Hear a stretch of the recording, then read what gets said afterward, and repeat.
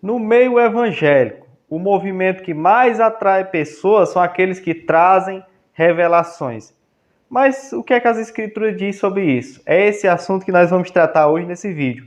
Eu sou o Francisco Facundo e se você é novo no meu canal, eu convido você a clicar no botão inscrever-se, também ativar as notificações para que você venha receber o nosso conteúdo totalmente gratuito e em primeira mão. E também deixando o seu gostei. Então segue-se mais uma mensagem resumida.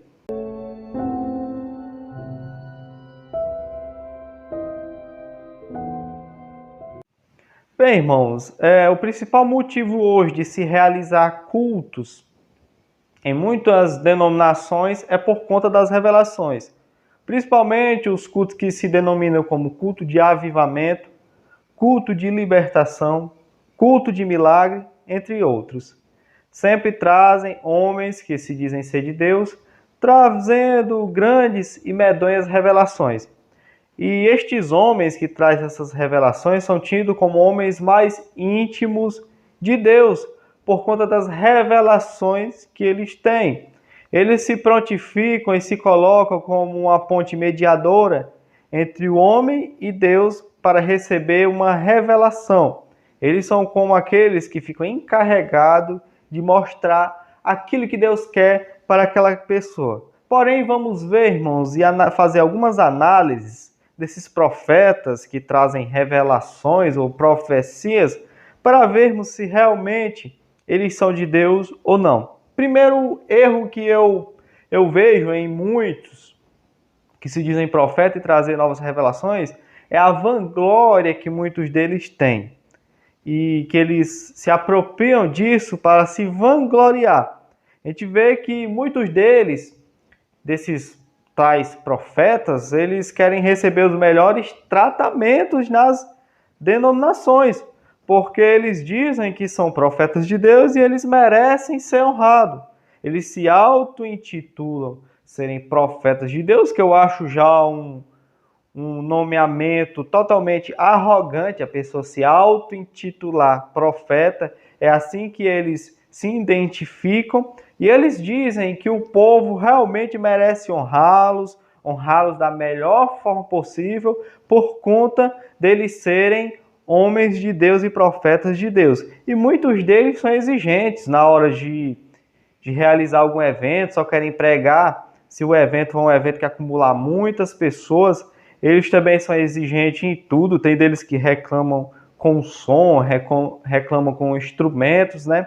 Há pouco tempo atrás teve um vídeo que repercutiu muito de um pregador pentecostal muito conhecido, que o rapaz que estava tocando o teclado não colocou o fundo, não tocou o fundo corretamente, o fundo musical como ele queria, e automaticamente ele envergonhou aquele tocador, né? E eles também se vangloriam porque muitos deles, sempre você vê às vezes esses pregadores se expondo, dizendo que jejuam muito, que oram muito, que sobe um monte, e que eles são pessoas que pagam preço para estar ali, uma forma de se vangloriar e de se mostrar que Deus realmente usa eles, porque há um sacrifício muito grande que eles fazem para estar ali, né? Uma forma totalmente egoísta de se vangloriar, porque uma das coisas, irmãos, que tem que ser íntimo entre você e Deus é as suas orações, é o seu jejum. Se você faz essas coisas, irmãos, e fica contando, se vangloriando, as escrituras vai dizer que não vale de nada. Isso é um jejum, é uma oração hipócrita,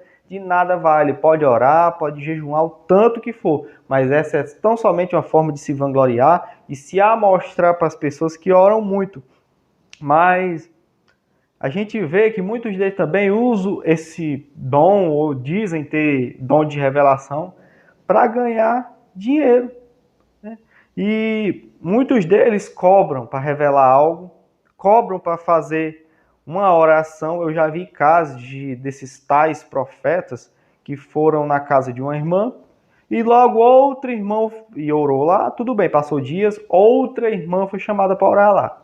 Uma irmã, que no sentido do profeta, orou. Quando ela terminou de orar, a pessoa perguntou: ô irmã, quanto é que eu tenho que te pagar? Aí a irmã disse: não, você não tem que me pagar nada. Não, porque semana passada o profeta tal teve aqui, ele teve orando aqui e ele cobrou a quantia tal. Eu pensava que você cobrava também. Ou seja, irmão, eles cobram para orar. Onde que já se viu isso? E aí a gente vê que tudo isso é uma forma errônea. Atualmente também o que está muito comum é os profetas das revelações no Facebook, onde eles dizem que as pessoas que compartilhar a live que eles estão fazendo, Deus vai dar uma bênção. Irmão, da onde que Deus ele vai te dar uma bênção tão somente pelo fato de você compartilhar uma live de um camarada que está fazendo? Da onde que isso tem fundamento bíblico de dizer que você deve compartilhar pelo simples fato de Deus te abençoar por conta do compartilhamento? Não. Tá aí, eu tenho esse canal, às vezes eu peço você que deixe seu like, seu comentário, sua interação, compartilhe, porém eu não tenho respaldo nenhum para dizer que Deus ele vai te abençoar compartilhando, a não ser através da edificação bíblica, mas isso precisa do conteúdo ser bíblico, ser uma exposição bíblica, mas tão somente esses camaradas que ficam com uma tigela cheia de óleo, às vezes na terra, com a caneta escrevendo o nome das pessoas. Que benção traz, irmão, que edificação traz você compartilhar uma live dessa, né? Então é só engano, é maneira de se vangloriar e eles ganharem curtida e compartilhamento e ninguém ser edificado e as pessoas serem só atraídas para esse tipo de engano, né? E eles se acham tão cheios de revelação quanto os homens de Deus do passado, né? A gente vê que é uma arrogância muito grande, eles se igualam, já teve deles aí se igualando, né, a grandes homens do passado, e as pessoas que seguem ele dizem, uma hora ou outra você vê um falso profeta desses, e as pessoas dizendo, comparando ele com Elias, comparando ele com Eliseu, comparando eles com João Batista, mas na realidade estão distantes quando você vai ver a vida cotidiana desses homens, né? Então, irmãos, vamos ver um exemplo de um homem que teve uma das maiores revelações das Escrituras, apóstolo Paulo. Vamos ver o que é que ele diz, como que é um homem que teve uma revelação íntima com Deus. Lá em 2 Coríntios 12, 1, ó. Em verdade que não convém gloriar-me, mas passarei as visões e revelações do Senhor. Conheço um homem em Cristo que há 14 anos, se no corpo, não sei. Se fora do corpo, não sei. Deus o sabe. Foi arrebatado ao terceiro céu. E sei que o tal, se no corpo, se fora do corpo, não sei. Deus o sabe. Foi arrebatado ao paraíso e ouviu palavras inefáveis que ao homem não é lícito falar. De alguém assim me gloriarei eu, mas de mim mesmo não me gloriarei, senão nas minhas fraquezas. Porque se quiser gloriar-me, não serei nécios, porque direi a verdade. Mas deixo isso para que ninguém cuide de mim mais do que convém ou de mim ouve, para que não me exaltasse pela excelência das revelações, foi-me dado um espinho na carne, a saber, o mensageiro de Satanás, para me esbofetear, a fim de não me exaltar.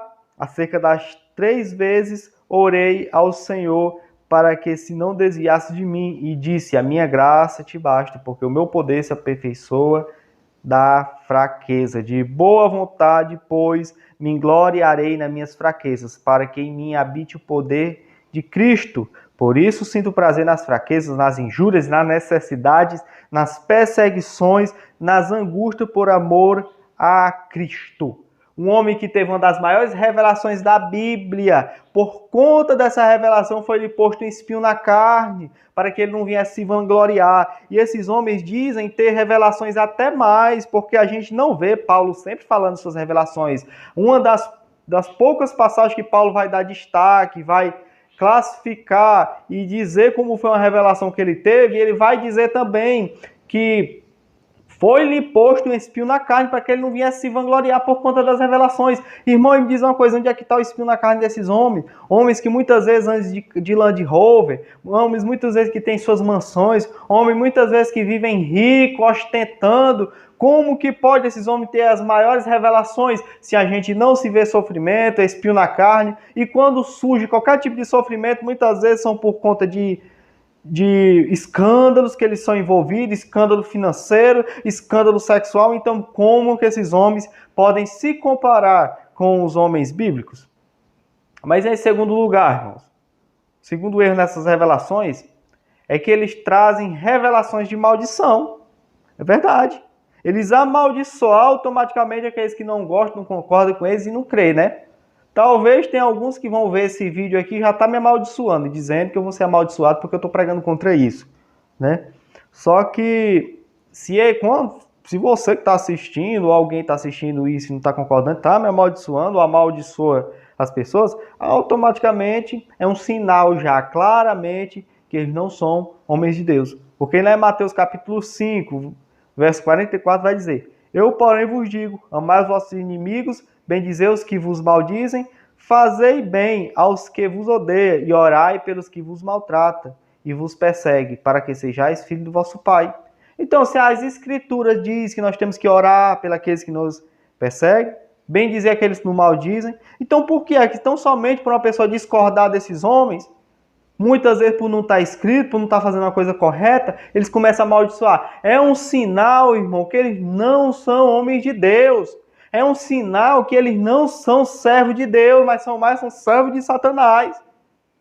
Eu não posso usar outra expressão para quem vive amaldiçoando os outros. E se não lembrar, né, daquele camarada, a gente tem um exemplo aí na televisão, aquele que só vive vestido de pano de saco, né, mas calçando um tênis de R$ 500, aquele que parece com o Fred Flintstone, fazendo campanhas, amaldiçoando quem falava mal dele, um herege dos infernos esse. E diz muitas vezes que algo não vai acontecer porque a pessoa não acredita, né? E quando eles profetizam que não acontece, eles dizem, irmão, porque foi falta de fé, né?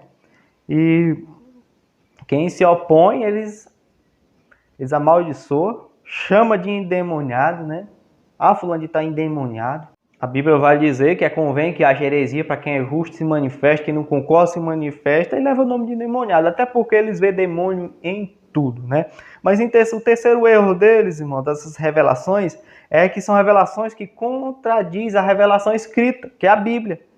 A gente vê que as maiores heresias e seitas surgem assim.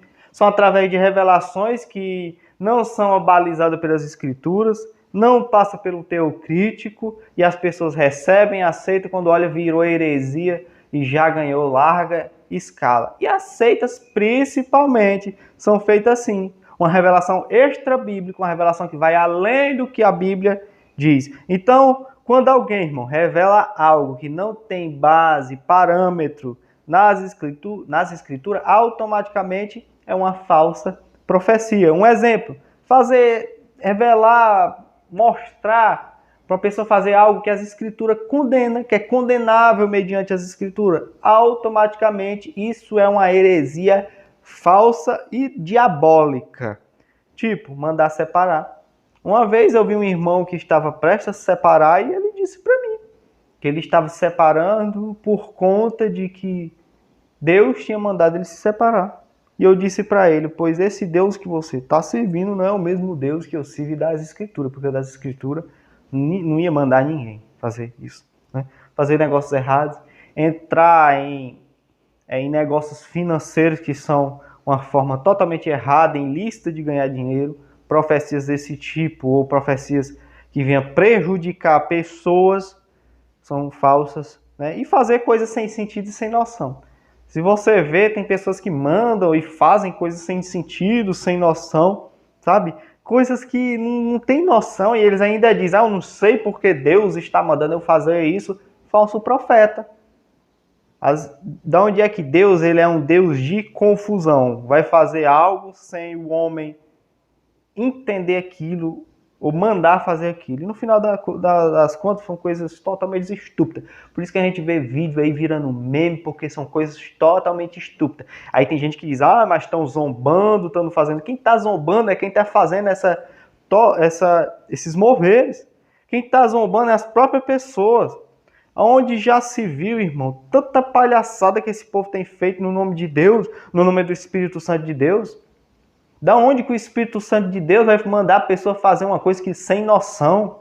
Da onde que o Espírito Santo de Deus vai mandar a pessoa fazer algo totalmente patético? Se expor pateticamente? Se expor ao idiota? Não. E a gente vê que o principal propósito, irmão, da revelação é mostrar ao ser humano o plano da salvação. Somente isso. Qual a revelação? A revelação em modo geral. A expressão revelação, lá em 1 Coríntios, do 14, 26, eu não vou abrir para ganhar tempo, por exemplo, se revela ao dom profético. O dom profético era dado por Deus para comunicar verdades importantes para a salvação, sempre com esse propósito. Foi esse tipo de revelações que Paulo vai combater ao Gálatas. Deixa eu dar um exemplo.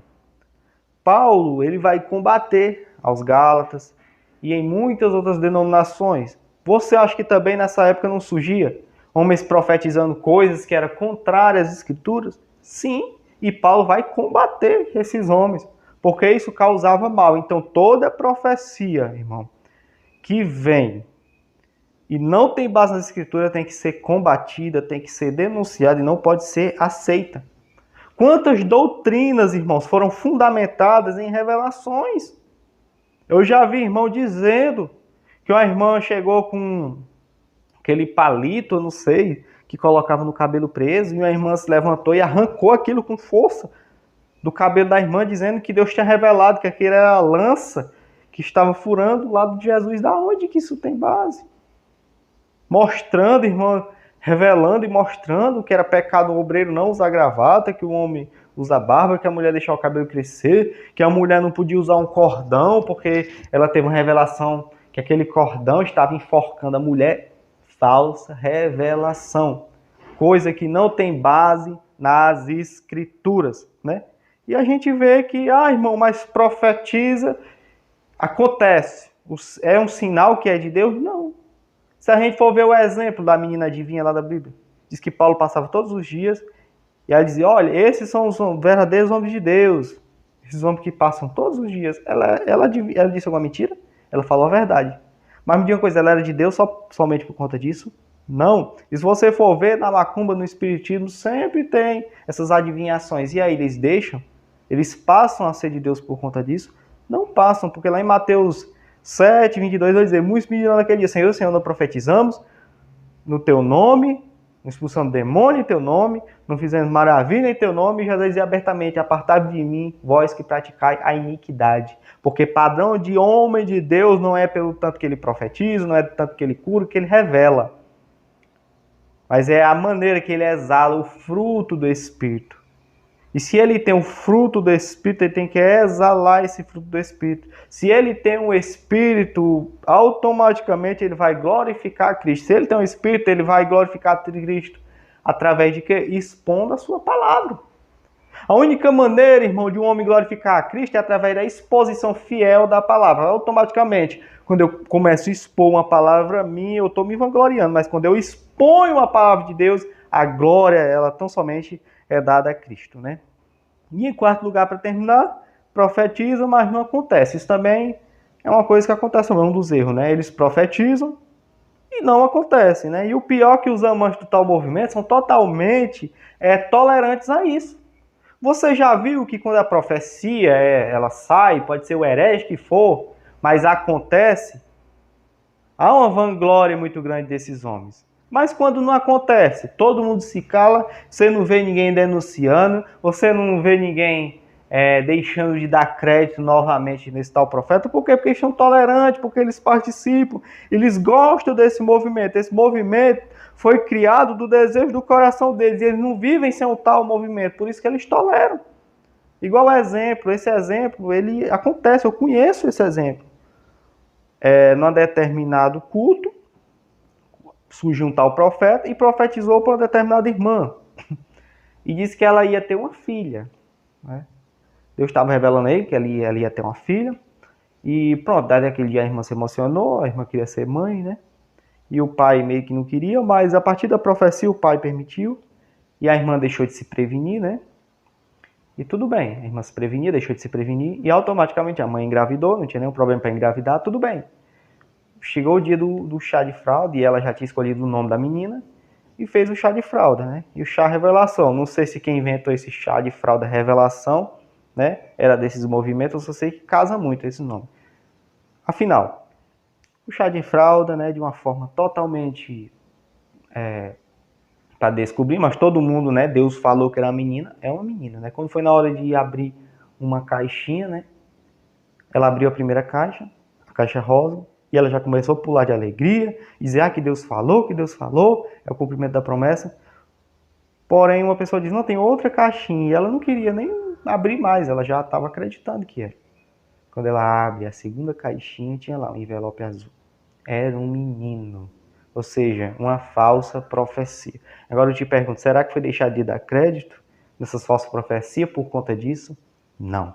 Então, irmãos, a gente vê que muitos deles, né, profetismo cumpre, usa desses movimentos para dar indireta, né, até mesmo combinação, né, só para encerrar a história do irmão, uma história até um pouco cômica.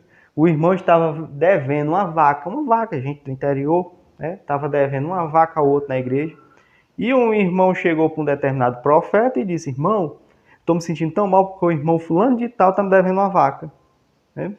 E ele não me pagou ainda. E o irmão, pois está para deixar que ele vai lhe pagar a sua vaca. Foi o que aconteceu. Naquela mesma semana, aquele determinado profeta foi pregar na igreja lá, olhou para o irmão que era o devedor e disse, olha, Deus está me revelando que você pague a dívida, e eu vou dizer qual é a dívida, é uma vaca. Pague a vaca que você está devendo.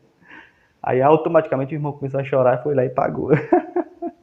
Ou seja, irmão, é um pouco cômico, mas é triste, isso é a realidade, né? E tem causado muitos mal à igreja evangélica brasileira. Então, que Deus em Cristo vos abençoe. Então, interage aqui nos comentários qual foi alguma falsa profecia que já fizeram com você, alguma história que você já conheceu. Comenta aqui embaixo para a gente ficar sabendo, tá bom? Não esquece de deixar o seu like, compartilhar. Que Deus em Cristo vos abençoe em nome de Jesus. Amém.